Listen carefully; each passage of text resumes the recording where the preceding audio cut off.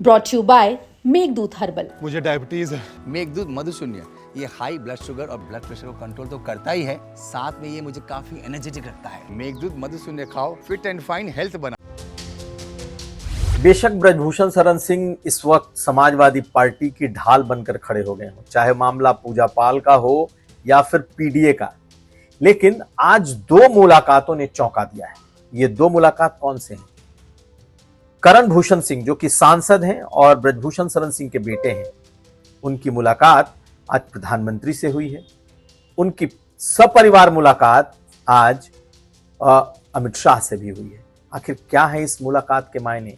क्यों ब्रजभूषण शरण सिंह सपा की तरफ झुकते दिख रहे हैं, जबकि बेटों की मुलाकात मुख्यमंत्री से लेकर प्रधानमंत्री तक हो रही है? क्या हो सकते हैं इसके मायने, ये समझेंगे। इसके अलावा यह भी जानिए कि अखिलेश यादव ने गुर्जर चौपाल दिल्ली में बुलाई। यहां तो बीजेपी के विधायक बिरादरी की बैठक करते रहे, उधर अखिलेश यादव ने गुर्जर समाज की चौपाल बुलाकर मुक्तकंठ से प्रशंसा की। क्या कहा है और क्या है मायने, ये भी समझेंगे। और आखिर में ये जानिए कि बाबा रामदेव की मुख्यमंत्री योगी आदित्यनाथ से मुलाकात क्या कहती है, क्यों अचानक हुई ये मुलाकात, जिसकी कोई चर्चा न पहले हुई न मुलाकात के बाद हुई। कहीं ये भी ब्रजभूषण शरण सिंह से जो जुड़ा नहीं है। ये खबरें आज का यूपी में। नमस्कार, मैं हूं कुमार अभिषेक, आप देख रहे हैं यूपी तक। हम हाजिर हैं अपना न्यूज शो आज का यूपी लेकर। याद कीजिए एक दिन पहले की वो बात। जी हां, एक दिन पहले ब्रजभूषण शरण सिंह गोंडा में समाजवादी पार्टी की तारीफ में कसीदे पढ़ रहे थे, या यूं कह लें कि समाजवादी पार्टी के ढाल बनकर खड़े दिखाई दे रहे थे। पूजा पाल का सवाल किया गया, उन्होंने कहा पूजा पाल ने गलत किया है, अखिलेश यादव ने बिल्कुल ठीक किया है उनको पार्टी से निकाल करके।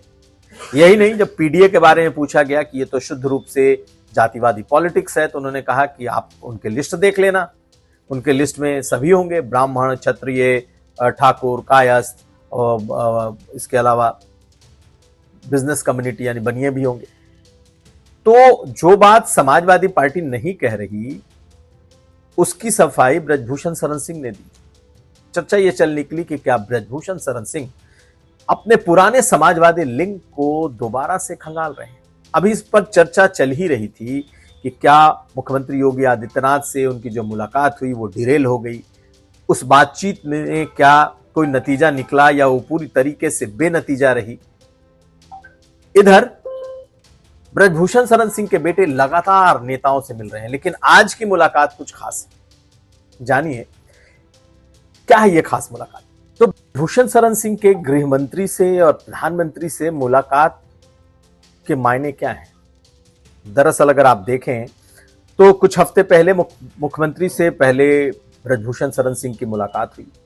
मुलाकात के बाद यह माना गया कि पूर्वांचल के ये दो धुरंधर बड़े नेता, ठाकुर नेता, कहीं ना कहीं इनकी जो आपसी अदावत थी सियासी, उसमें कुछ पैचअप की तरफ बढ़ रहा है। लेकिन सब कुछ डिरेल होता दिखा जब ब्रजभूषण शरण सिंह ने कुछ बातें बाहर निकलकर कह दी कि झुकना तो मुख्यमंत्री को ही पड़ेगा, वो बड़े हैं। और इसके बाद से मुख्यमंत्री की तरफ से कोई जवाब नहीं आया, ना तो इस मीटिंग की कोई फोटो आई, ना ही उनकी तरफ से कभी कुछ कहा गया। माना यह गया कि एक नितांत निजी पारिवारिक मुलाकात है, लेकिन शायद बात जरूर डिरेल हो गई। तभी अगले दिन प्रतीक भूषण की मुलाकात केशव मौर्य से होती है। हालांकि प्रतीक और करण अपने परिवारों के साथ इनकी मुलाकात मुख्यमंत्री से कई बार हुई, लेकिन आज की मुलाकात खास है जब करण भूषण सिंह की मुलाकात आज गृह मंत्री और प्रधानमंत्री से होती है। गृह मंत्री से तो अपने बच्चों के साथ भी मिले, जबकि प्रधानमंत्री के साथ उनकी निजी मुलाकात। आखिर इस मुलाकात के मायने क्या है? क्यों ये परिवार लगातार मुलाकात दर मुलाकात कर रहा है?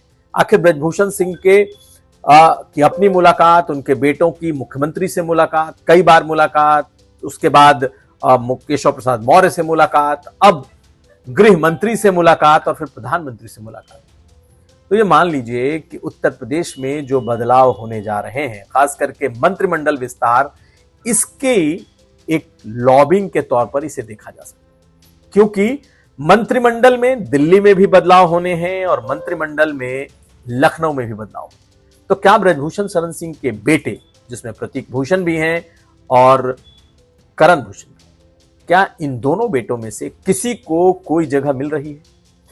इसलिए क्योंकि अगर उत्तर प्रदेश मंत्रिमंडल के विस्तार में अगर इनको लिया जाएगा तो प्रतीक भूषण मंत्रिमंडल में आ सकते हैं। तो क्या इसके लिए मुख्यमंत्री तैयार है?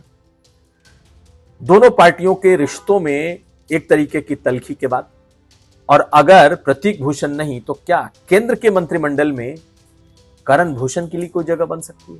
ये तमाम चर्चाएं हैं जो इस वक्त चलेंगी, और ये चर्चाएं इसलिए भी चलेंगी क्योंकि ये मुलाकातें इस वक्त बेहद अहम हैं। और आज जिस तरीके से प्रधानमंत्री और गृह मंत्री के साथ ये मुलाकातें सामने आ गई हैं, उसके बाद इतना तो मान लीजिए कि इन मुलाकातों का एक बड़ा सियासी अर्थ है जो आने वाले वक्त में जरूर दिखाई देगा। तो पिछले कुछ दिनों से जब उत्तर प्रदेश में विधानसभा का सत्र चल रहा था, तब अलग अलग बिरादरियों के, जातियों के विधायकों ने अपनी अलग अलग बैठकें की। माना जा रहा है कि कहीं ना कहीं प्रदेश सरकार और केंद्र सरकार को यह मैसेज देने की कोशिश कि अगर कुछ भी बदलाव होता है तो उसमें इन जातियों की ताकत कितनी है, इनके विधायकों का स्वर कितना मुखर है और वो कितना अहमियत रखते हैं। फिलहाल बीजेपी के ये तमाम बिरादरियों के विधायक तो अलग अलग बैठकर अपनी ताकत का एहसास कराते रहे सत्ता को, लेकिन अखिलेश यादव ने दिल्ली में बैठे बैठे एक अलग ही खेल करने की कोशिश की और उन्होंने दिल्ली में गुर्जर समाज की एक चौपाल बुलाई।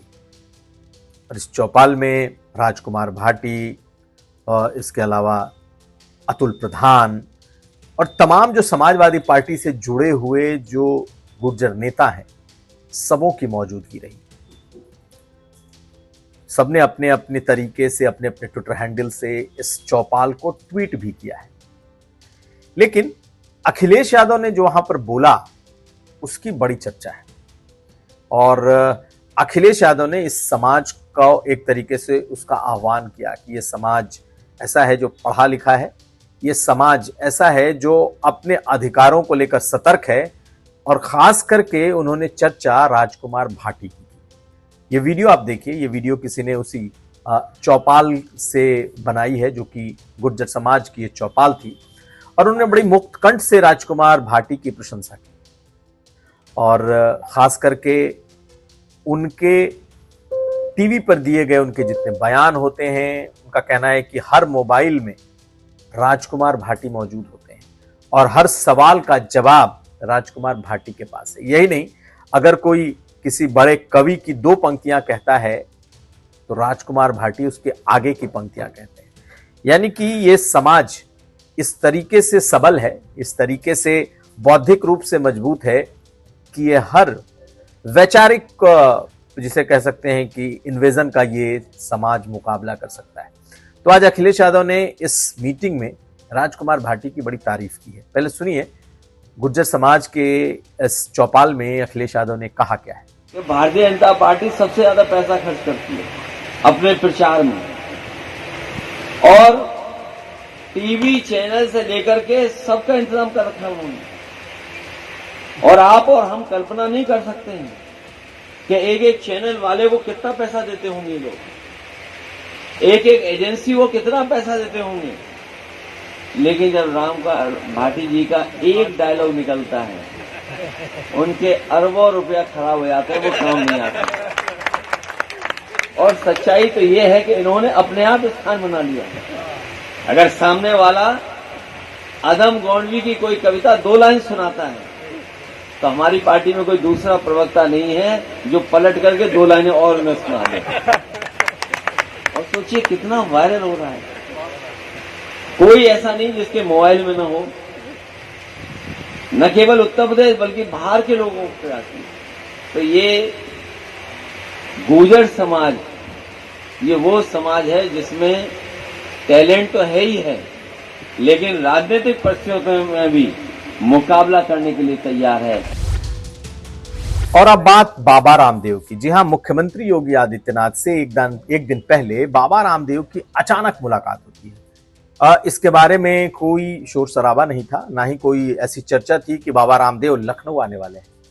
लेकिन मुख्यमंत्री के ट्विटर हैंडल से एक ट्वीट होता है जिसमें बाबा रामदेव उनसे मिलते हुए दिखाई देते हैं और उनकी 2 तस्वीरें उसमें सामने आई कि उनसे मुलाकात हुई। क्या बात हुई, इस मुलाकात की क्या डिटेल्स है, ये सामने नहीं आई। और मुख्यमंत्री ने जो ट्वीट किया उसको बाबा रामदेव ने रीट्वीट भी कर दिया।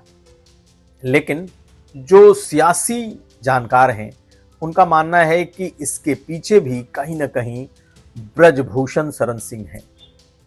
वजह, ब्रजभूषण शरण सिंह ने एक दिन पहले बाबा रामदेव के बारे में कुछ ऐसी बातें कही थी जिसे आपत्तिजनक माना जा सकता है। पहले आप सुनिए जो उन्होंने कहा था, उसके बाद हम इसका सियासी अर्थ समझते हैं। रामदेवा जिसके नाम पर कमा खा रहा है, रामदेव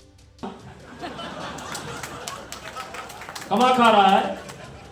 महर्षि पातंजलि का भी इतिहास यहीं से मिलता है। तो जिस भाषा का इस्तेमाल बाबा रामदेव के बारे में ब्रजभूषण शरण सिंह ने किया, इसने निश्चित तौर पर बाबा रामदेव को कहीं ना कहीं बेहद खफा कर दिया। और बेहद खफा बाबा रामदेव और मुख्यमंत्री की ये मुलाकात इसी संदर्भ में देखी जा रही है। वैसे ब्रजभूषण शरण सिंह से बाबा रामदेव की अदावत नई नहीं है, पुरानी है। और पहले भी ब्रजभूषण शरण सिंह बाबा रामदेव के खिलाफ, उनके ब्रांड्स के खिलाफ बोलते रहे। कोई पहली बार नहीं बोला। उनके अलग अलग घी, उनके तेल, इस तरह के जो ब्रांड्स जितने रहे हैं वो उनको लगातार अपने निशाने पर लेते रहे हैं। और कल जब उन्होंने बातें कही तो परसों इनफैक्ट उन्होंने जो बात कही थी उसके बाद कल ये मुलाकात इसलिए भी अहम हो जाती है कि ये मुलाकात कहीं ऐसा तो नहीं कि ब्रजभूषण शरण सिंह के कंटेक्स्ट में ही हुई हो सकता है, या फिर ये भी हो सकता है कि पहले से शेड्यूल्ड हुई है मुलाकात। कहना मुश्किल है क्योंकि इसके बारे में कोई भी डिटेल्स सामने नहीं आया कि बाबा रामदेव की मुख्यमंत्री की मुलाकात की वजह क्या है। खैर, पिछले अगर 24-48 घंटों से देखें तो ब्रजभूषण शरण सिंह लगातार सुर्खियों में बने हुए अपने बयानों के कारण। और अब दिल्ली में जब उनके बेटे ने मुलाकात कर ली है शीर्ष नेतृत्व से, तो ये इसके भी कारण। खैर, हमारी नजर इस पर बनी रहेगी। आगे ये मामला, ये बातचीत, ये सियासत कहां तक जाती है। तो ये था आज का यूपी। हम कल फिर हाजिर होंगे। हमें दीजिए इजाजत। देखते रहिए यूपी तक। वीडियो अगर अच्छा लगे तो लाइक करें, शेयर करें, अपना कमेंट जरूर लिखें। बहुत धन्यवाद।